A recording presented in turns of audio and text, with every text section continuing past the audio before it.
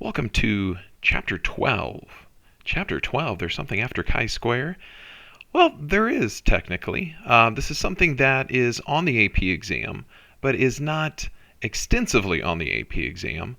So we're just going to cover Chapter 12, what I like to call in a nutshell. Are there conditions that we should technically check if we were going to do these full problems? Yes, there's conditions. But I've never seen an AP stats exam question that had you look at conditions related to this material. They just wanted you to have a rough idea of what to expect in these problems and how to carry them out in general. So we're basically going to be focusing on the calculation aspect of this and the conclusion aspect of this.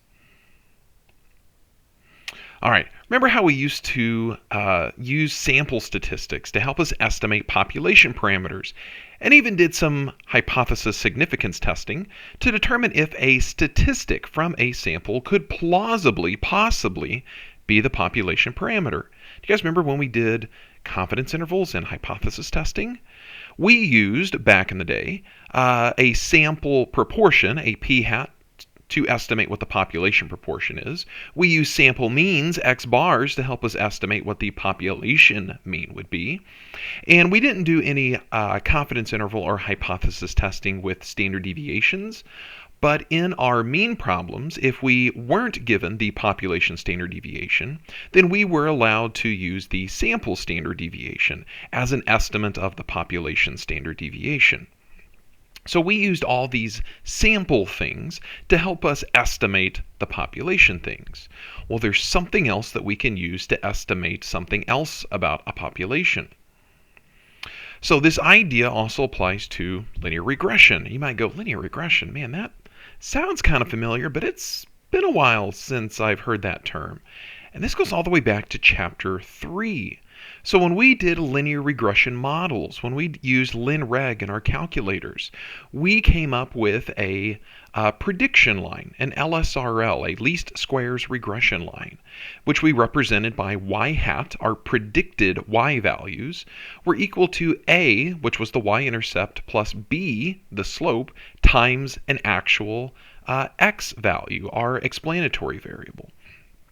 Now, this LSRL was based on one sample from a population. It wasn't necessarily based on the population itself. So if we took a different sample, would we get the same LSRL? And we would slightly get some variations in our slope and our y-intercept values. All right, so I take a sample, I calculate my regression line, you take a sample from the population, you get a regression line. They're probably going to be fairly close to each other, but there's going to be some natural variability going on. And so we can use our sample LSRL to kind of be an estimate of the population LSRL. Now notice that we went from using normal letters, our letters, to using Greek letters. And you might go, alpha and beta, boy, that sounds a lot like Chapter 9 when we talked about the probability of type 1 and type 2 errors. Correct, but we're just going to reuse and recycle alpha and beta, where alpha is going to be the population y-intercept, and we're going to use our sample y-intercept a to estimate that alpha value, and our sample slope we're going to use to estimate the population slope beta. Now, the slope, out of the slope and the y-intercept, is really the more useful of the two values in the regression line. The slope is going to tell us if there is no relationship going on between our two variables, our explanatory and response variable, versus if there really is a relationship between our two variables. Now, when we say no relationship, then basically we should see a zero slope. And if there is some sort of relationship, then the slope shouldn't be zero. And remember, a zero-sloped line is a perfectly flat horizontal line. If we have an increase in the x, then we should see neither a decrease nor increase in our y variable. Ben, where are you at? There you go. So if we want to know the true population slope beta for our LSRL, then we just need all the data. But typically that's not something we're going to have access to. So what we're going to do is we're going to estimate with a certain level of confidence, aka a confidence interval, or we can do a test to see if the data reveals a statistically significant relationship between our two variables, aka a hypothesis test or a significance test. So here's the main question we're going to run through here, and this is from the U.S. Census Bureau. And this is an actual question. This is actual data that they have given out. This is actually a lesson that the U.S. Census Bureau gave out to statistics teachers, but I'm using it in a slightly different way. But their question was, is there a relationship between the percentage of U.S. women with at least a bachelor's degree and the median age of U.S. women at their first marriage? So we can see here, they recorded data from 2006 to 2014. And if we look at the data, we can see that the percentage numbers over here for at least a bachelor's degree are normally higher than the median ages at which women had their first marriage. But we notice that these numbers are increasing and the median ages are increasing. So it looks like there maybe is some sort of relationship between these two things. And what we could do just to make a quick check is actually look at a scatter plot. And so what I did first was I put in all the data in two lists of my calculator, and I ran a linear regression model to see what is really going on here. And I also looked at a scatter plot. All right, and so I drew in this LSRL line in here. And so whenever I look at this, I think I see a relationship, but the question we're going to be trying to answer is it a statistically significant relationship?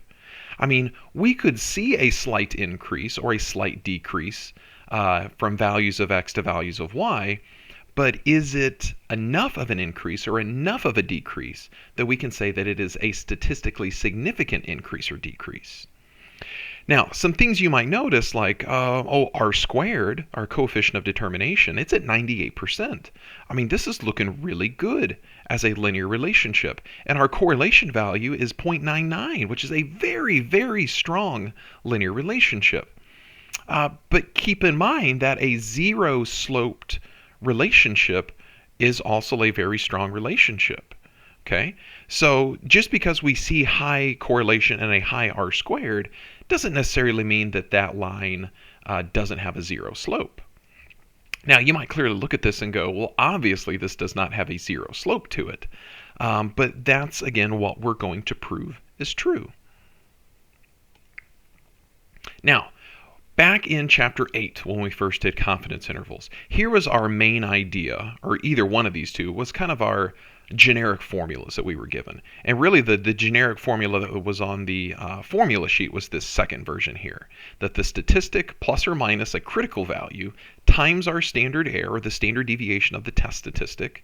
And really when we multiplied the critical value and the standard error, that gave us our margin of error. So notice I kind of did those two things backwards compared to what we normally started with. Now, our statistic, what we get from our sample, is our sample slope. So we're going to be using the b value. And what was our b value? Again, I'll go back here. It's this 0.3191161357 value that I got from my linear regression model. And the critical value, we're going to get to use our t critical value.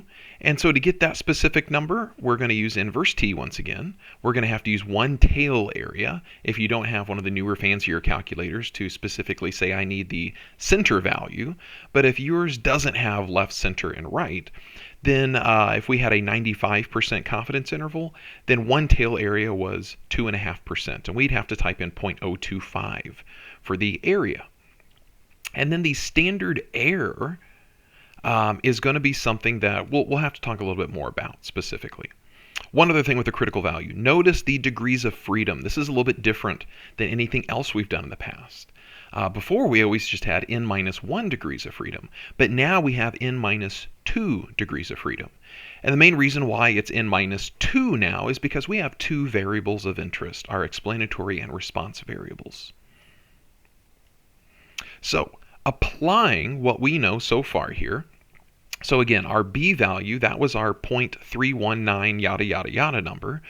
Once I used inverse t, and I'm doing a 95% confidence interval. I didn't state that anywhere, I'm sorry.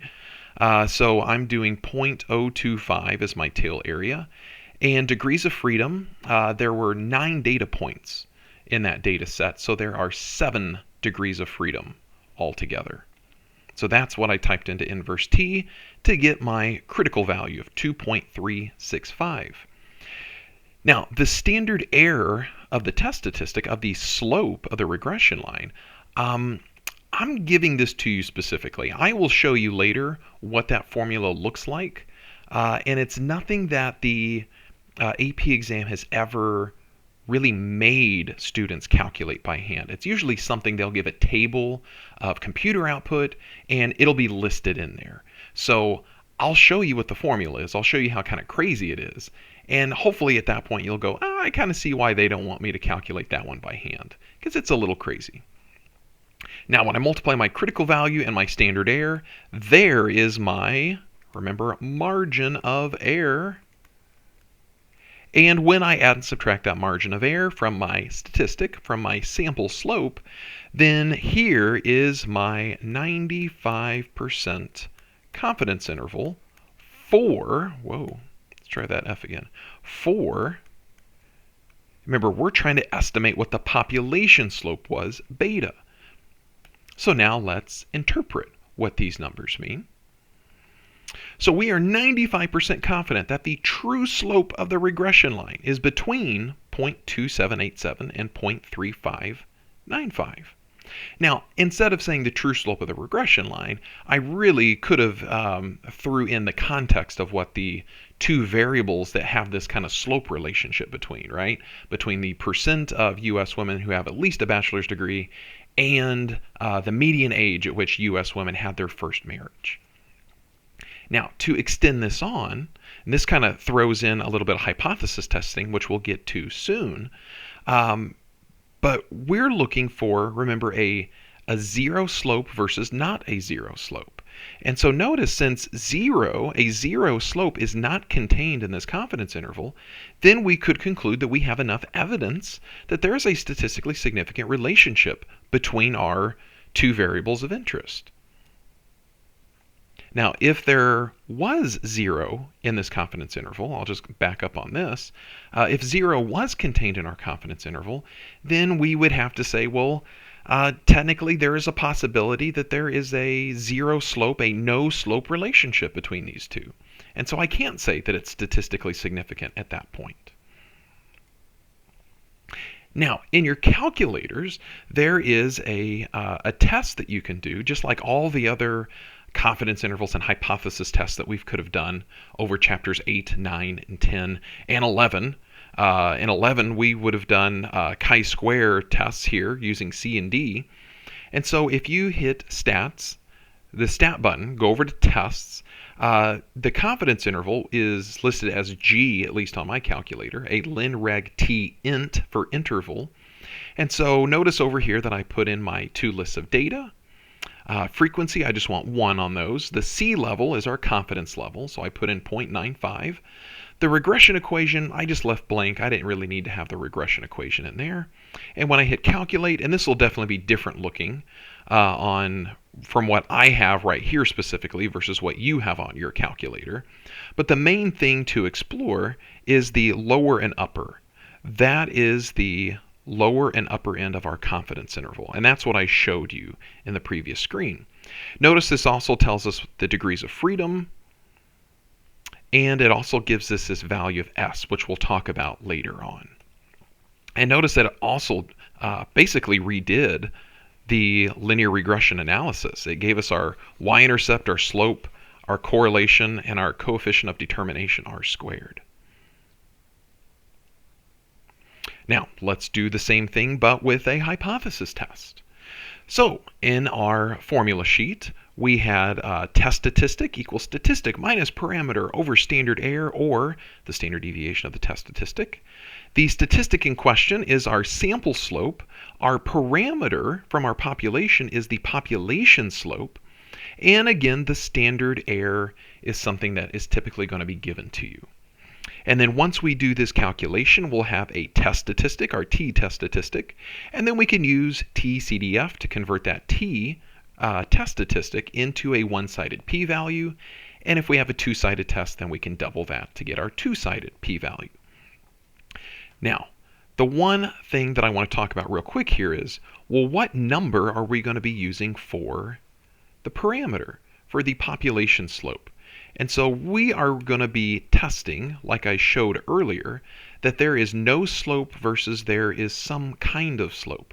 So we're going to be hypothesizing that the population slope is 0, that there is no relationship between our two variables of interest, versus that there is some sort of slope. But we may not necessarily know if it's positive or if it's negative. So we're just going to leave this as a general two-sided test here. But if you have some idea going into the test that I believe there should be a positive relationship, then just do a one-sided test. But we're going to do a two-sided here. And so I still use my same sample slope, my 0.3191. My hypothesized slope is 0. And again, the standard error that I gave earlier in the confidence interval problem, I'm giving to you again. And so notice, initially, you might think, oh man, I must have done something wrong on my calculator. That's a very large test statistic. And I would agree with you that I would almost think that I did something wrong to be, 18 to 19 standard deviations away from where I expect it to be. But it's just because the standard error is so small and we are so far away, technically, from our hypothesized value that we do get a very, very large test statistic. And so whenever I convert that test statistic using TCDF, I get an initial one-sided p-value of 1.574. Then in your calculator, it's going to say e -7, or times 10 to the -7th. Double that up, and it's really not going to do much in terms of failing to reject. So that very, very small p-value really is going to match up with our same idea that we had for our confidence interval. And so here's the main three things they're going to be looking for on the AP exam for any type of hypothesis significance test question is what's the test statistic, what were the degrees of freedom used, and what is your p-value.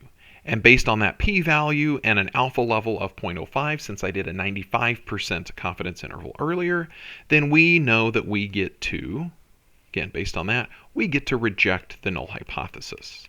We get to reject that there is no slope in favor of, yes, there is a slope. So again, as kind of a review, we do have enough evidence at the alpha equals 0.05 level to conclude that there is a relationship between, and again, I'm not going to read it all out, but our two variables of interest. Now, just to show you how could you have done all this in your calculator with the data. Hit your stat button, go over to tests, and you go one above where we were before to a linreg t test. And so you pop in list 1, list 2, or it's probably by default already there. Frequency just put as 1. And then this is where you get to basically tell it if you want it to be a one-sided or a two-sided test. Now, the very first option here by default is a two-sided test where you're saying that it's not equal to 0. But if you had a one-sided test, then pick the appropriate direction that you thought the slope should have went in. If you say that the population slope should be less than 0, then you're going to be showing that there was a negative relationship. And your scatter plot should have been going down from left to right. Versus if you want to show that there's a positive slope relationship, then your scatter plot should have a going up and to the right relationship. Nope, too far. And then again, you can press calculate. And again, this screen that I've got right here is going to be different than what your calculator screen is going to give you. But notice in the end, here is that test statistic. Here is our two-sided p-value. And here was my degrees of freedom once again. So you can get all this stuff from your calculator as well. Now, I told you earlier we would take a look at the formula sheet, and this is the new formula sheet. This is basically at the very, very end of the new formula sheet. And so they've got sampling distributions for simple linear regression. And here is that value that we're using. And then here is some formulas. Here are some formulas, I should say, rather, for the mean and the standard deviation. Like here's the center and spread of this sampling distribution, which we didn't really discuss in general. But notice that the mean of all sample slopes is equal to the population slope. So this is also indicating, I'm going to throw in some older vocabulary here, that the sample slope is an unbiased estimator for the population slope beta. Okay, that's what that means right there. Now, I want to drag your attention more over here on the right side. Now, the standard error, this was that number that I gave you earlier in the confidence interval and hypothesis test questions. And notice, here's the general formula. And then notice there's an S and there's an SX, and then they say, here's what S is, and here's what SX equals. So basically, throw all of this up here into the numerator, throw all of this down here into the denominator, along with a times square root of n minus 1 quantity, and that will simply, quite easily, get you that standard error number that you need. Again, this is kind of some craziness here. I don't think they're going to expect you to be able to use these formulas to come up with that number. Typically, they're just going to give you that particular value. So let's look at a few examples here. All right, so here's a multiple choice question. And in general, I mean, I'm not going to read through all the context here, but this is typically what you're going to see, where they're going to give you like some computer output, if you will.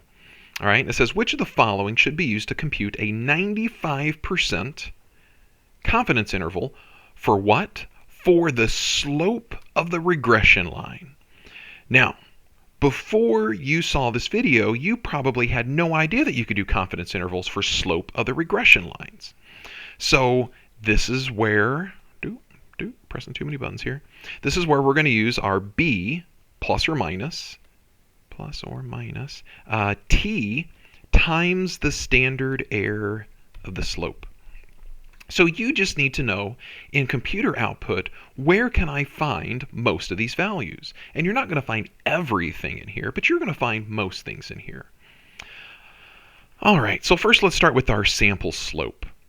Now, everything's really going to be contained right in this little area right here. And there's going to be something always called constant, and the coefficient that's right next to the constant, that is the y-intercept of the regression line. And then there's always going to be something else with constant, and it's always going to be about something related to the problem in context. And this whole thing was about how big computer file sizes are and how long it takes them to print. And so you would normally expect if a file was huge and ginormous, it's going to take longer to print, versus if the file size was smaller, it shouldn't take nearly as long to print. So size is our variable, and so this number here represents our slope of our regression line. So there's the first number we need, the 3.47812. That is our sample slope. And so now we can go through here and go, well, it's not D and it's not E because they use the y-intercepts. So that's not right. The t, the critical value, is something that we're going to have to get from our calculators. We're going to have to use inverse t. Now, we can knock out another option by going to the standard error. Now, notice up here we've got, let me use a different color, the standard error, the coefficient. We want to use the one that was lined up with our slope. So this 0.3153, that is the standard error of the y-intercept. So we don't want to use that number. We want the 0.294. So this is plus or minus something t times 0.294 for our standard error of our slope. So let's see. So this, all three of these were good in terms of our sample slopes. This is good for our standard error. This is good for our standard error. But this one has some other number. I don't even see 0.6174. Oh, there it is. They wanted us to use that S value. So that's the wrong value there. Now, I'll just tell you real quick, this S represents the standard error. It is a standard error, but it's of the residuals And you got to go all the way back to chapter 3 when we did residual plots. And we had a certain amount of error associated with our regression lines. And so what they're saying is, on average, this is how much error that our regression model has in our residuals. All right, so now we're down between A and C. And the only difference is the critical value. Now, for a 95% confidence interval, we could just go ahead and use our calculator. And I'll be honest with you, I don't have my calculator with me right off the top of my head. So if you wanted to do inverse t 0.025, and then degrees of freedom here, they told us what the degrees of freedom were, 20, you could figure out what that number is. And you would go, boom, I know what the answer is. But I'm going to give you a chance to think about this logically here. If you remember the differences between a z critical value and a t critical value critical value looks more and more, it will approach a z critical value for the higher and higher the degrees of freedom are. And the z critical value was really like the minimum value that you could get. A t critical value will always be larger than a z critical value until the degrees of freedom basically approaches infinity. So I remember that a z critical value for 95% was 1.96. And so I know a t critical value will always have to be bigger than the z critical value. So I know it's not going to be this 1.725. It's going to have to be this 2.086. And again, if you had your calculator, you would have gotten 2.086 from inverse t, 0.025 with 20 degrees of freedom.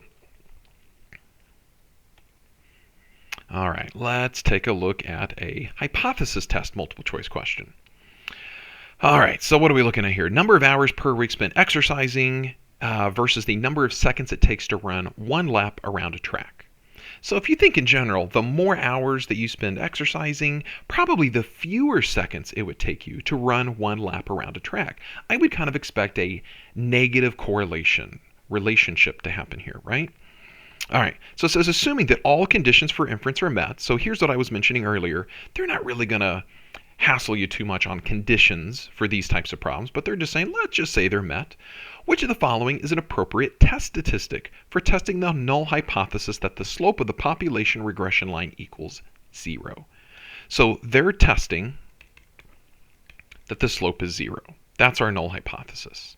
So the formula, the t-test statistic, was equal to the sample slope minus our hypothesized slope divided by the standard error of the test statistic. All right, and so again, 0 is going to go right here, which really isn't going to do much for us. We now need to go hunt and find the computer output up here. Where is the sample slope? And so again, here's that same general little area that we're going to focus our attention on here.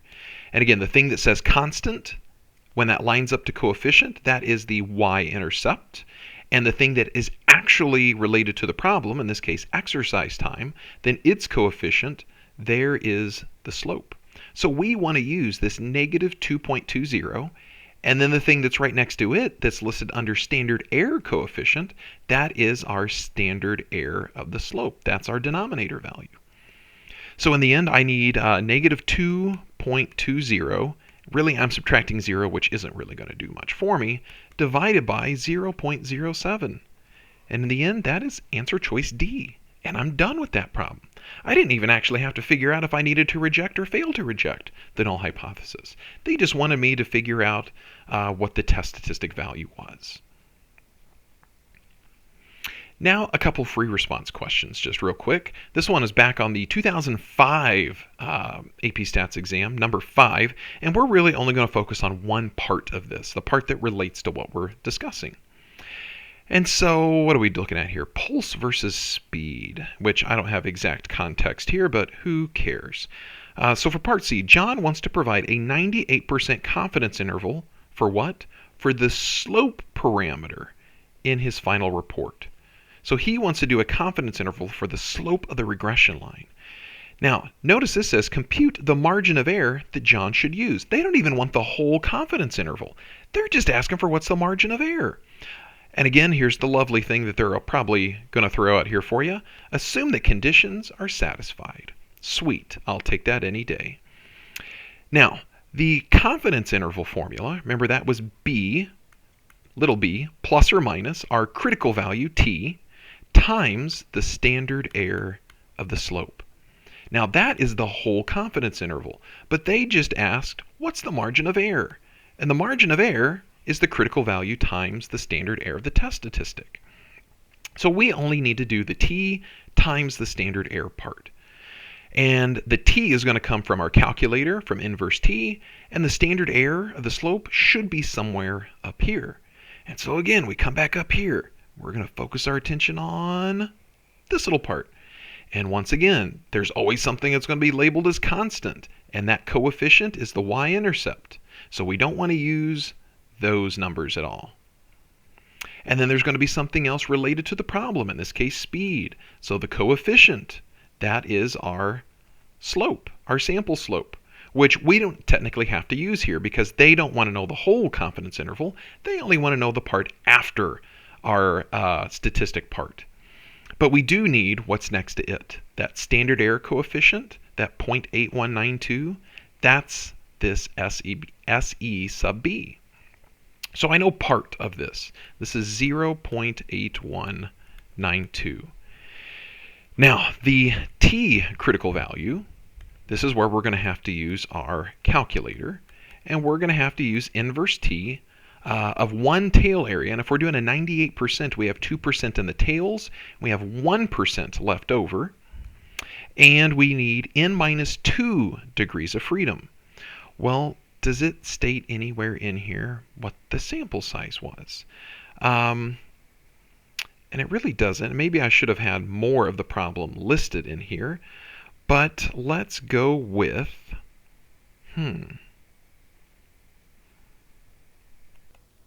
All right, did a little research, went back to the original problem, and it said the sample size was 7. So n minus 2, 5 degrees of freedom, and I use my calculator. And I got, and it gives me a negative value, but remember we chop off the negative because it doesn't matter in this case for a confidence interval. 3.365 is the critical value. 3.365. And so now I just need to multiply together that critical value. So let's go 3.365 times 0.8192. So that's going to give me a margin of error. Let me grab a different color here. Just list it over here. The margin, that's a really bad M. The margin of error is 2.757 if I go 4 sig figs there. And so that's what they would be looking for that particular part of that question. Again, they only wanted the margin of error. They didn't want the full confidence interval. All right, one last problem. This is from the 2011 number 5 on the AP Stats exam. And again, this was a 4-part problem. They wanted you to basically do some old chapter 3 stuff here in parts A, B, and C. And then to get to part D, is there statistically convincing evidence that electricity production by the windmill is related to wind velocity? So statistically convincing evidence is your cue that you need to do a hypothesis or significance test. All right. Now, we're not going to actually use the formulas that we used earlier because they really give us all that information up here. All right. So again, we don't want to deal with anything related to the y-intercept. So ignore all of this. But here's our sample slope. Here's our standard error of the slope. And if you wanted to, you could figure out what the test statistic is. But you know what? They were nice enough to even tell us that value. It's this 12.63. So if you want to do the math, you should get something in this 12.63 ballpark. And then, you know what? They were even, again, so nice enough to share with us the p-value. So here's your p-value. And it basically looks like it's 0, but I highly doubt it's 0. But again, if we are 12 to 13 standard deviations away from where we thought we should be, then yeah, we're going to get a really, really small p-value. So I'm going to bet this is something scientifically notation small. And so is there statistically convincing evidence? Well, we would need a p-value to make that determination.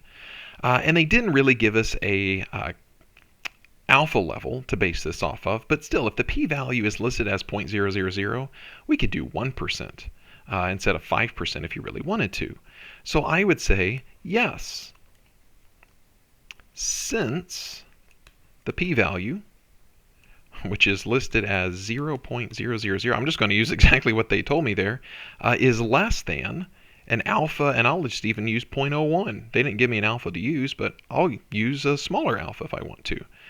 So since the p-value is less than an alpha, then we have enough evidence